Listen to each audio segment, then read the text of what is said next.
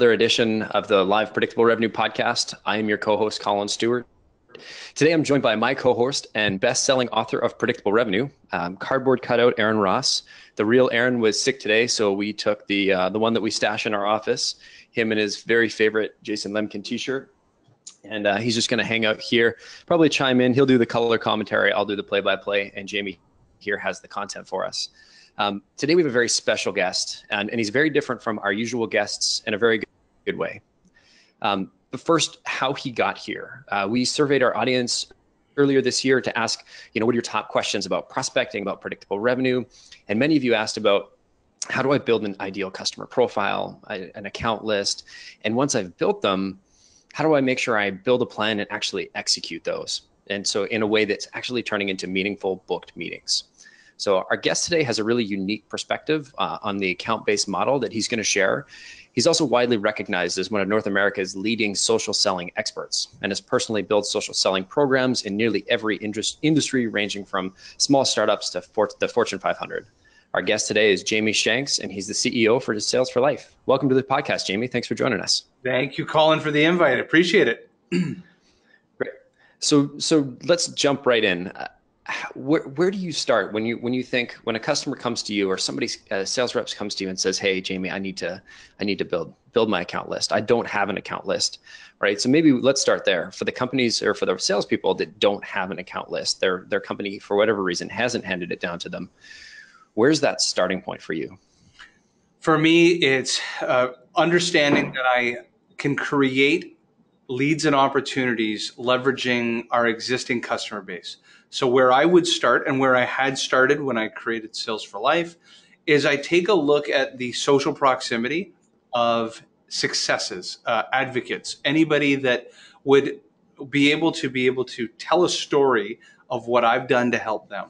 So as an example, you take a customer of yours and you put them in the center of a sheet of paper, and then draw a circle around that customer's logo and try to identify the people that are within their sphere of influence.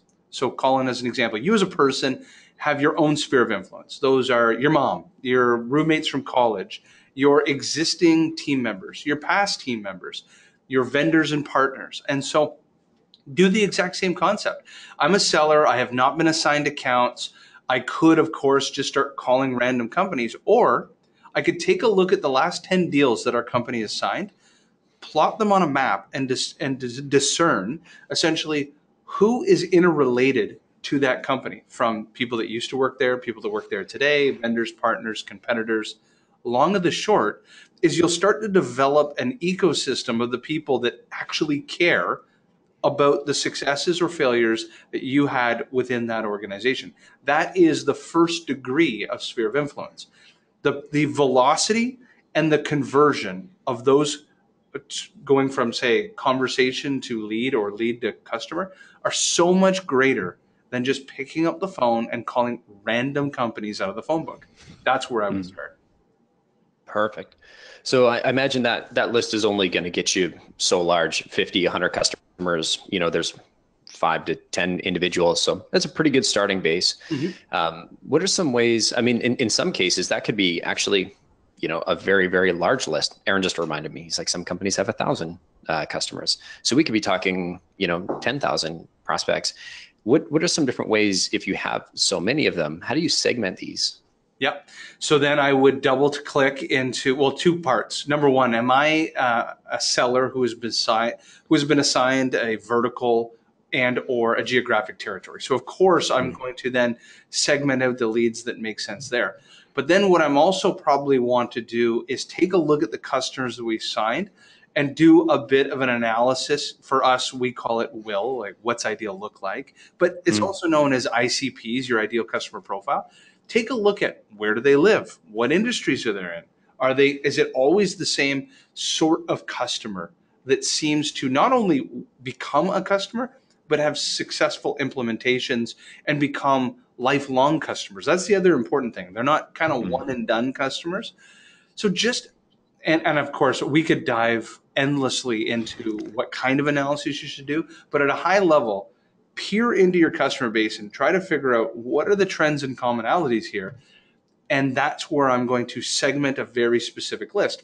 I'll give you an example. When I started this business, I recognized that yes, I had success in the technology space, but that didn't mean that living here in Toronto, Canada, I was automatically going to start calling companies into Boston and San Francisco.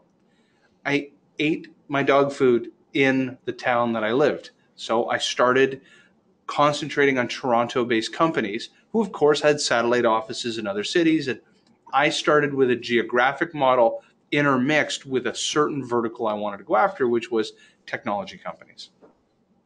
Gotcha. And so when you're pulling all this data together, is this just spreadsheet time?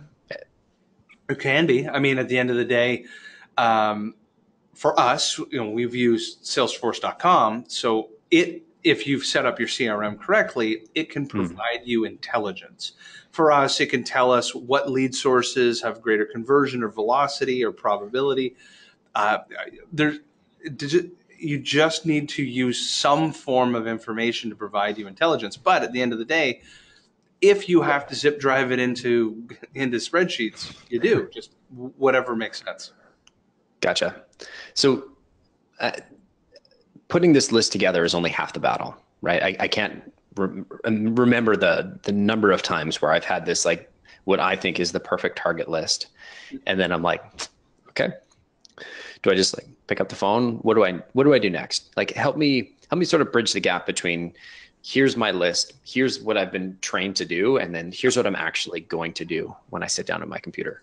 And this is the transition from an analog seller to what we believe is a digital seller. As an analog seller, I built a list, 50 accounts. Great. I'm going to pick up the phone, start calling A through Z. I don't know that at the end of the day, Topo does a fantastic study on this, and they said that 83.4% of sales professionals, specifically inside sellers like SDRs, fail because of time management challenges. So what I want to do next is create some sort of account segmentation plan. And where I'm going to use is technology, digital technology, to help feed me information, which accounts are hot, medium, and cold. So as an example for us, we love to use video conferencing, video communication platforms like Vidyard, or we'll use LinkedIn and we'll create LinkedIn point drives. And so imagine I have 50 accounts. Now I'm sharing best practices to people within those accounts. Not only am I calling and using social messages, I'm emailing, but I'm using information baked into a digital tool that can register who's watching, who's engaged, who's not. So immediately after some of these touch points, I start to develop a path. There are those that weren't engaged in touch point one, and there are those that were, and here were their results. And they go down path A, and then path B, there are those that weren't engaged. I'll have multiple attempts, and at some point, it'll have a diminishing return on my time, and I'll say, okay, well, maybe they just don't make sense. That's where you have to start. Use technology to help you in advance plan a storyboard, what you're going to say along these multiple paths, like choose your own adventure, but use technology to help you discern who do I spend most of my time with, because it's always a Pareto's law. 20% of accounts are going to yield you 80% of the impact or 80% of the result. So figure out through technology which are those 20%. Gotcha. I want to just go back. There's something that you mentioned that I think it sounds like a really interesting thing you do that we just kind of glossed over. You mentioned a LinkedIn points drive. LinkedIn point drive, yes. So this is a tool, and companies may be accustomed to using tools such as ClearSlide, and all these are microsites in which you can store information, videos, PDFs, Word documents, and share this information to customers. And they can peer into this microsite or landing page, and any asset that's within this microsite that you share via email or social has trackable cookies. This concept has been around for a while, but the nice thing is that LinkedIn has embedded this into their LinkedIn Navigator application. So now, coming with my LinkedIn account is also one of these tools. Oh, I gotcha. Yeah, haven't seen that before.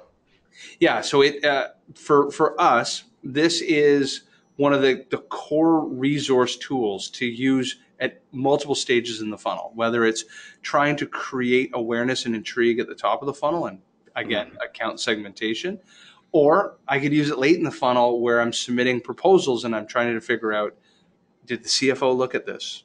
Were there people peering at contract A versus contract B? Who should I spend my time with? All of that information is given to me at the sales rep level through LinkedIn Point Drive. This is just giving you all that detail inside of the tornado, what's actually happening. Exactly. It shows me every person with a LinkedIn account, what they've looked at, how long they've looked at, all of the information within that microsite. Great. So coming back to your storyboard, we've mapped out, here's all my buying influences, here's all the research, all the key players. How do we keep this fresh? Because, if you only have 50 accounts, right, you send them everybody an article, once a month, that's going to get boring pretty quickly. How do you keep it fresh and engaging and without getting annoying, right? There's always that balance of, I want to be in touch with them on a regular basis, but I want to be driving value, right? But I don't want to be touching them too frequently where they're like, I wish this guy would just leave me alone. A great account-based seller will have built a storyboard in advance. So let's make this a real life example. So for us, we have a five touch point cadence. Okay, so my story is going to be about the importance that sales leaders, as an example, play in the transitioning a seller from analog to digital. And so I'll share a little bit of information. I'll share a video up front. And then next week, as an example, that might go a little bit deeper into a case study done by Forrester on that same topic. Then the next one might be a webinar that includes Aaron Ross, Jason Lemkin, and Jill Rowley all on stage talking about the best leaders are the ones that are willing to bring a horse to water and drink it first, kind of thing. So I build these storyboards out in advance because again, it's a time management challenge. One of the biggest problems for sellers is, okay, it says in Salesforce I need to follow up with this account, or I'm using Sales Loft baked on top of my CRM. It says I need to follow up. I don't know what to say. I can't just say the same thing I said last week. It's best to have a playbook in advance. And some of the best customers we've worked with have these storyboards built in advance. And they've kind of got 5 sales plays that they use to engage a customer. And that engagement helps them dictate where they kind of shape the conversation. Build it in advance as part of your account planning. Gotcha. And so this is not just the, account executive planning this out. This is the director of sales, VP of sales, maybe even marketing. I mean, we had Franco. I'm going to butcher your last name, Franco. If you're listening, I'm very sorry, but Caporale, I'm again, totally wrong. It's an Italian name and but he was on here. He's on the marketing side of things. And he talked about how he spends his time just to empower his SDRs and give them a great reason to reach out to prospects. It sounds a lot like what we're talking about here. You're storyboarding out all of these different approaches, playbooks, however you want. Can you give me some examples of the different styles? So you give me an example of one specific one where it's sort of the educational one of leading them down one sort of pathway, but what are some other ways that they could build these storyboards? Okay, so and it comes back to as a digital seller, there are 3 types of selling. You have trigger-based selling, referral-based selling, and insights-based selling.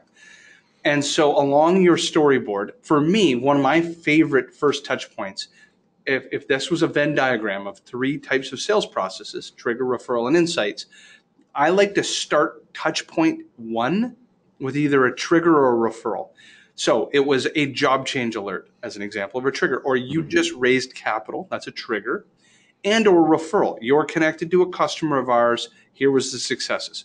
So that's typically for me, touch point 1. Me personally, I love video, where we have customers that will use phone first, social or video as touch point number 2. But now you get into touch point number 2 or 3. I'll give you an example. Dan on our team, what he started doing really well was he started taking companies. He would pick an industry and he would find the public companies within that industry and he would read the Form 10K of the CEO's quarterly or annual notes on a particular one of those public companies. And it would tell you who are their competitors, pitfalls, challenges, and their SWOT analysis. He would then make videos to not only the company, that particular company, but all the other companies in the industry talking about what's going on in the industry and the pitfalls and challenges.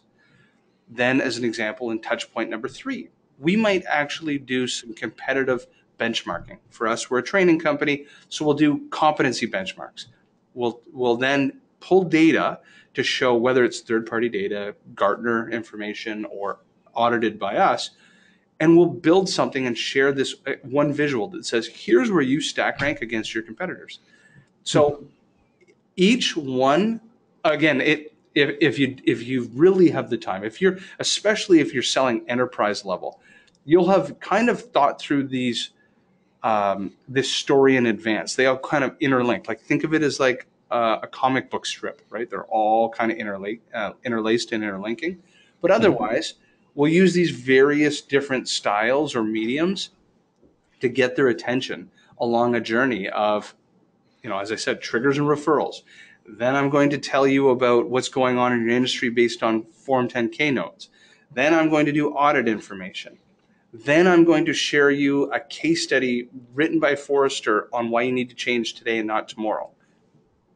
We'll use it any and all. And then you start mailing them gifts if you have to. Gifts or gifts? Gifts, like wrapped in a bow, mailed to the office. Cool. That's actually one of the things Franco was talking about on his podcast. We've had another guy come on and talk about GIFs or GIFs as well, if you prefer the dark side. Yeah. Yeah. I never know how to pronounce it. I call it GIF. I go with GIF. I've heard arguments for both, but that's a different podcast altogether, I think. So we've got everything storyboarded out. We've got our different variations of these storyboards that we can run. Actually, before we jump, you mentioned you had your Venn diagram with three different ways. The first one was referrals. The second one was a trigger. What was the third one? Insights, right? So insights. Okay. And just so everybody understands, basically, trigger is a trigger is an example. Colin, you just did a Series A. You now plowed $5 million in your bank. That's a compelling event in which you're going to need to deploy that money and expand. Referral, Colin, I notice you're connected to Aaron. Connect me. Let's have a conversation with the three of us. And insights is, I just read this article where Aaron and Jason Lemkin are doing this massive event in February at SaaStr. One of the things they talked about was this particular challenge. Here's how we could help and have a conversation about it. Great. Yeah. So we've got our storyboards that base off of one of these three styles. How do we connect that to the day to day and make sure we're actually executing this on a daily basis, turning all this great planning into productivity? And this is something that you could do in an analog world. Take a spread, and this is a really important exercise, especially for young sellers. Take a spreadsheet, build it into blocks of time, starting from, say, 8 a.m. to 5 p.m., whatever your workday is. Let's call it 50 hours, 50 blocks. What you need to do is plan in advance. What are account planning times? What are for me, batching is one of the most critical time management skills you could ever learn. What are times where I'm account planning, storyboarding, acquiring information, due diligence to have a conversation? What are times, and which is a bigger allotment, what are times where I'm engaging customers, phone, email, smoke signals, it doesn't really matter how. And then what are times where you're deploying a variety of different calls? And Brian on our team did a great job, and he'll segment. There are 3 types of calls. You have discovery, you have kind of build and proposal, and then you have kind of service. And he'll kind of make sure that he has a good segment of it.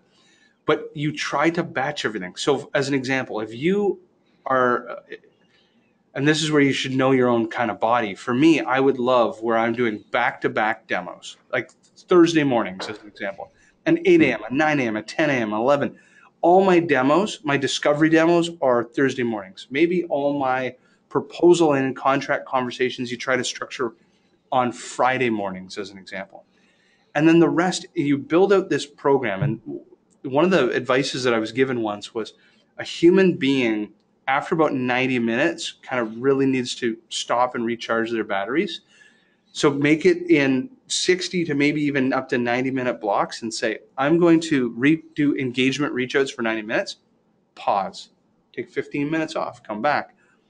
But do not think that you could do call research, stop that mindset, jump on the phone, call, stop, do one call, do a demo, and then stop, and then go into a boardroom meeting. It crushes your energy level and your momentum. So batching that time. And there's been significant research into the impact of context switching on your brain. Oh, We had somebody in talking about our engineering and our product team about, the cost of context switching. And it can be, as high as 15 minutes just to switch between one task to another, just for your brain to get back into a productive mode. I mean, you can certainly alt tab and you're looking at something new, but it's going to take you 15 minutes to really load that whole, mental program into your brain, and then for the program to actually start producing anything of value. I fully agree. And as a CEO, what I've tried to do is dedicate days to different departments of a business, because in a business, you have marketing, sales, operations, finance. And if I spent an hour or two in each, I wouldn't be able to see by the end of the day. No. No, it'd be crazy. I ended up blocking off, I've been a big fan of the time blocking system. I block off all of my mornings, and I only occasionally have, it's blocked off until 11 every single day. And I only occasionally allow a meeting to sneak in there. Yeah. And I found that's been the number one biggest productivity hack for me as a CEO. And honestly, I got that from reading a sales book years and years ago. Yeah. I don't remember which one, so I apologize, but they're all good. I don't remember either where I got it from either. Yeah. Probably came from somewhere else, but anyway. So we're segmenting our time. How do you sort of break it down? Like you break down your game plan as you've got time for research, you've got time for calls, you've got time for you're batching all of these different tasks. Do you actually schedule these into your calendar? As a sales professional, absolutely. And a great seller understands that they have the ability to control their calendar. And weak or younger sellers don't realize that. They'll ask a customer, when we get off a discovery call, when do you want to meet next? And the seller then opens up their calendar, and they then control your time. And great sellers will realize, okay, I have 50 hours in this particular week. I want to dedicate no more than 25% of my time to research, but those are going to be during dead times. For me, and I know my human body. For me, I get up every morning at 5 a.m. I'm here in the office, depending on traffic, at 7:30 in the morning. Right now, it's 3 p.m. Eastern Standard, and I already feel it in my own body. Like, I would not be able to start banging out calls an hour from now. It's just not who I am. I want to do all my business development just like you, 8 a.m. or even 7:30 a.m. to 11 a.m. Then I'm where I need to be the most energetic. I then, of course, want to do discovery calls, proposal calls, and closing deals, maybe early morning or early afternoon at the latest. For me, right now, my body would be kicking in to tomorrow's plan. I'm literally would be building tomorrow's account list and call research right now for tomorrow, even though I know that technically we're still in call execution time. For my body, I'm just burning up leads because I just wouldn't have the energy for it. Yeah. So it's all about knowing your rhythm and that works for you. And I think the one thing that's very easy to miss is that you're actually blocking off in your calendar. So for those of us that use, one of those links where your customers, your prospects can click and grab anytime they want, actually having these blocks, not, Calendly or whatever it is that you use, unable to book a time during these slots was one of the most powerful, changes I made to my day in the last year. Because, absolutely. I used to try to do 8 demos on Thursdays was my demo day. I just remember it as a seller. I used to try to do one every hour for 8 hours because I would carry stories from call A into call B. And I'd say, I just got off the phone talking about this. I would be in such a rhythm to be in a teacher-student environment. Whereas if I did one demo a day, I'm like dusting off the rust each Mm-hmm. time I'm doing it. Yeah, absolutely. So we've talked about, making sure that we're executing on this daily. We've talked about building our account plan and having these plans. Um, you know, where do I want to leave some time at the end for us to open it up to questions for the group here. But maybe before we do that, can you give me some examples of like where do most companies screw this up when they're doing sort of or when they have, geographical and vertical based reps?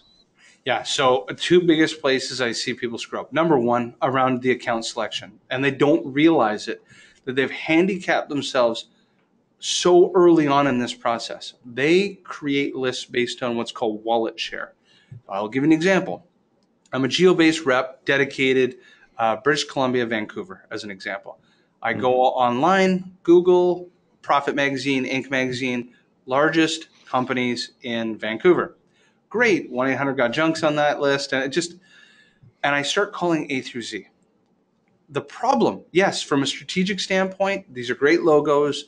When you win one, it will do a huge dent into your sales quota attainment. The problem is you didn't think through velocity. How long is it going to take you to get inside the four walls of 1-800-GOT-JUNK and win that deal? That might take you 2 years. That is counterproductive to month by month quota or quarter by quarter quota. So interlacing that with the selection of accounts that can increase the probability or velocity. And by doing that, reverse engineer all the customers, as an example, in British Columbia and Vancouver. And where have they migrated? Are there any of our customers that are now decision makers, champions, and influencers in other companies in Vancouver that make up an ideal customer for ours? But realizing that we have the social capital now that we can get into that account much quicker. So that's kind of the first place. And then the second place is going to be around engagement. For whatever reason, InsideSales.com has done fantastic research on what are the number of touches you should be doing, how much engagement you should do on an account. And you realize that you really do need to touch an account more than you naturally think you do. And they've kind of plotted, sales reps that will do a touch number 7, 8, 9, 10, and 11 are much more successful. And then they have research that shows that most sales professionals give up too early. For whatever reason, the digital seller, as I can't almost trying to think of the word, exacerbates, or it like has amplified.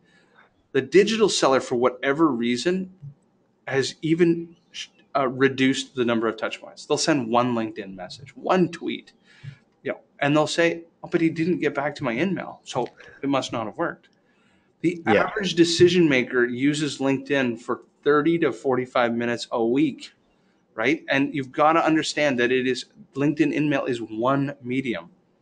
And to give up on somebody because they didn't open the one InMail, did you actually think that perhaps it's what you said or when you said it? Or, LinkedIn doesn't have an out of office box, right? So there could be a variety of reasons why it's not working. So those are kind of two things where I see failure all the time. I love that last one. I think the number of people that, we deal a lot in email and phone, and not nearly as much as you guys do in social. But I find the number of people that think that that truly believe that if you sent one person an email one time, that you've burned that contact, you can't call them again. No. As a decision maker, so you and I, CEOs, I get on average, say about 100 emails in my inbox, not all the other kind of junk boxes. Yeah. So 100 emails. For me, I really rarely from 9 to 5 check emails. I really check them at night on the couch, glass of wine, but then I clean out my inbox on Sundays. So you can imagine how many emails pile up over the course of a week. And then you compound that with business travel. And so I've mastered the art of scroll, delete, that one email is not going to do it. Mm-hmm. Yeah, you're sitting there on the couch with your Pinot Noir and you're just sort of flipping through. It's very easy to just fling that screen and let it easily roll by a name that I don't know with no catchy subject line, or the first text is not jumping to me, doesn't mean I read it and I was like, oh, this guy who sent me this email, I really thoughtfully considered this email and I don't want to do business with you. I'm way more interested in my Pinot right now, by the way. Totally. Yeah. I looked away and I was watching, something on the television and nope, I didn't see anything here. Yeah. Great. So let's pivot this. I know we've got some people hanging out on the call here. Can we open this up for questions? Let's hammer it. Perfect. No, I'll be honest. I'm very new to GoToMeeting here. GoToWebinar. Yeah. Hit the little question box or something. And one of the questions would probably be like, how did this webinar end up being just 2 Canadian guys on here? So. Yeah. What's the deal, eh? Yeah.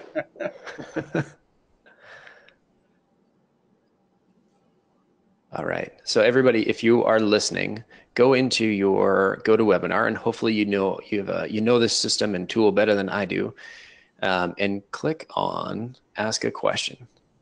And I'm hoping there's an Ask a Question box. Yeah, so there's a bunch of people, the questions that have come in. Oh, I see them here. Yeah. Yeah, I'm struggling to find them here. Okay, so Matthew is an example. So you see them coming in here now? I've got it. I clicked on the question. So I'll read them out. So Matthew had asked, how do I find Point Drive? Point Drive is only accessible to those that have LinkedIn Navigator. If you have LinkedIn Navigator, toggle to the right-hand corner. You'll notice there'll be a drop-down that will talk about LinkedIn Point Drive, and you will have access to it. Blair has asked, let me just kind of expand questions. What is the best way to segment your accounts, by geography or vertical? There is no actual, and that comes to a corporate, that's actually a corporate initiative, and reason why you choose geography versus vertical. And I'll give you an example of my business. 75% of every account that we win is in the United States. Another 15 to 20% sits in EMEA, and a couple percent is scattered between Australasia, APAC, and Canada, as an example. So we are not geo-based sellers here at Sales for Life. We just naturally, all of our lead flow is going to come from the United States. And because we're a small enough business, I don't really care if they come from Boston or San Francisco or London, England. We are more vertical-based concentration. We know from ideal customer profile data that technology, telecom, IT services, now moving towards medical device manufacturing, are starting to move towards this. We know based on lead flow where we should concentrate our time.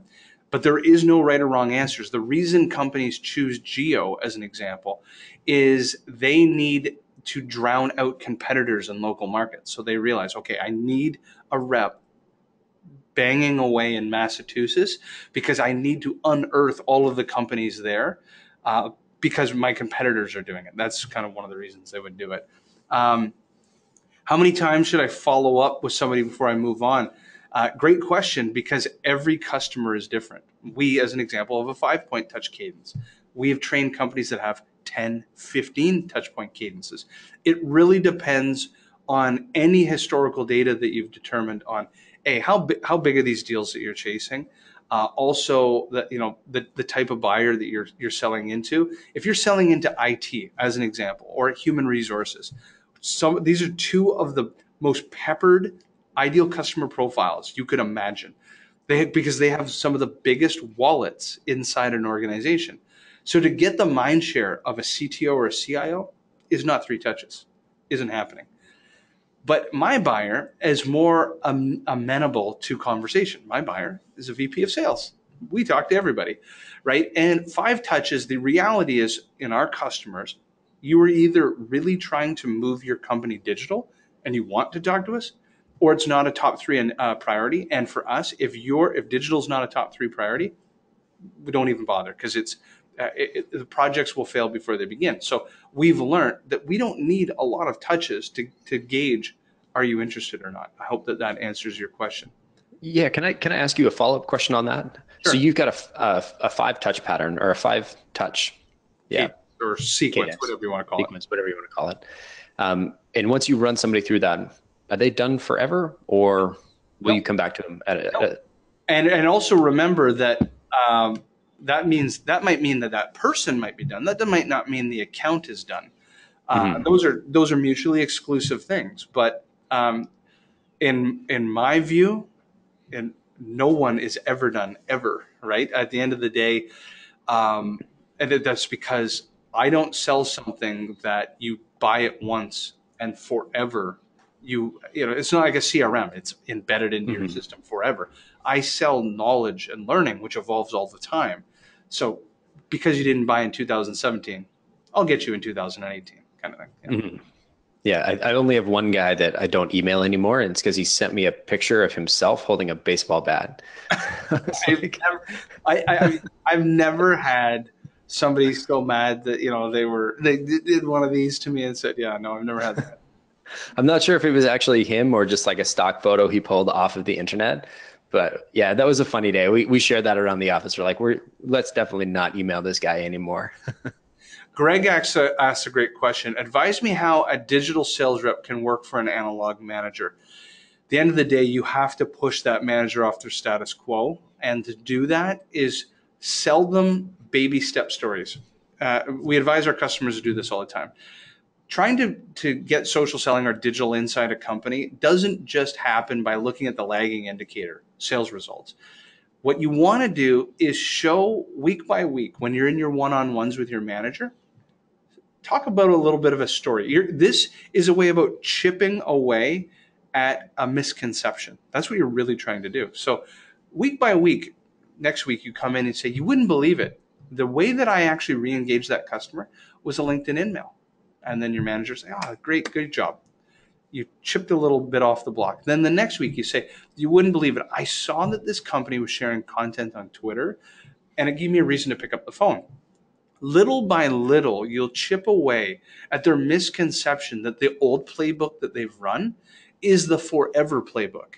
And the great sales leaders understand that whatever you did in your past company doesn't necessarily apply to the future one or current one, and that playbooks are evolving all the time. I learned this the hard way, and almost went bankrupt, and I had to start a business to learn the hard way that I had to evolve myself. Chip away at those misconceptions, to which point you'll start noticing it when they ask you more questions. How are you doing this on LinkedIn? Could you ever show some of the other teammates? Now all of a sudden you have an opportunity to engage them to say, there's something bigger here that maybe we're missing. So I like that. You're chipping away, but not just with annoying them on a daily basis. Hey, why aren't we using Twitter? great But hey, depth I, stories. yeah, I used LinkedIn and it actually converted this prospect. I Yeah. think if there's one thing that every sales manager loves to hear and see, it's results. Well, And then, do you remember when you wanted to learn to drive and you had to chip away at your parents and you would day by day, week by week, sell them a story that eventually they should let you take the car by yourself, go down to the grocery store? That did not happen on your 16th birthday. And you just said, Mom, Dad, give me the keys of the Cadillac. I'm going for a ride. You really did have to build stories and trust, until which point they said, okay, here you go. So it's you have to sell your leader. Any other questions you want to field? I'm still seeing a blank screen under the Oh, questions okay. here, so I'll leave it to you to quarterback this. Okay, let's see. One question here. Let me just expand it here so I can see it fully. Give me a second. It's around storyboards. I can't expand it any further. Oh, maybe if I click. Here. You mentioned you build storyboards and preparation. Do you have customized messaging based on persona and key decision makers? Absolutely, and that's all part of storyboarding.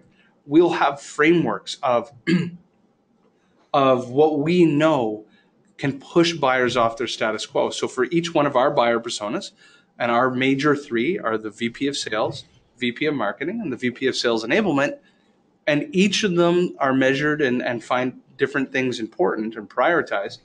We already have knowing kind of our angle. With enablement, it's going to be about reducing the skill gap, competency benchmarking, making sure that you have your talent is equalized. For the VP of Mhm. sales, it's all going to be about quota attainment, more money, hitting revenue targets. And with marketing, it could be about branding, expanding awareness, lead flow, all the things that every one of these messages should be pre-developed. And maybe field one more. Yeah, let's do one more, and then we'll call it quits for the day. Okay. What are some good initial contact email subject lines you have found that worked? Yeah, and I am far from the master at this. You know, there's classes and books just written on this topic. But for me, because I'm a huge believer in people-to-people selling, because all my emails and messages are almost always in video format. I use Vidyard viewed it to make personal videos. I'll use their name in the subject line. I love posing a question in the subject line, but as well, I'll just put in brackets, quick video. These are three things that have worked to get people's attention. Their name are in it. Their name's in it. It's a question, and they know that there might be a quick video that they need to watch. So, I love that expert. Totally. I love that you're personalizing. It's when you think about personalization, it's not just about the content in the body or the PS. It starts with the subject line. It's the reason you reached out. It takes shape in the body, and it's sort of wrapped up in your CTA or in your signature. 100%. Perfect. Well, I think that's all the time we have for us today. Jamie, I can't thank you enough for coming on the show. You've been great. Aaron, you've been a little bit quiet over there, but we'll let you slide this time. But thank you, Jamie, so much. Thank you for the invite. Great. Thanks, everybody. Happy selling. Take care.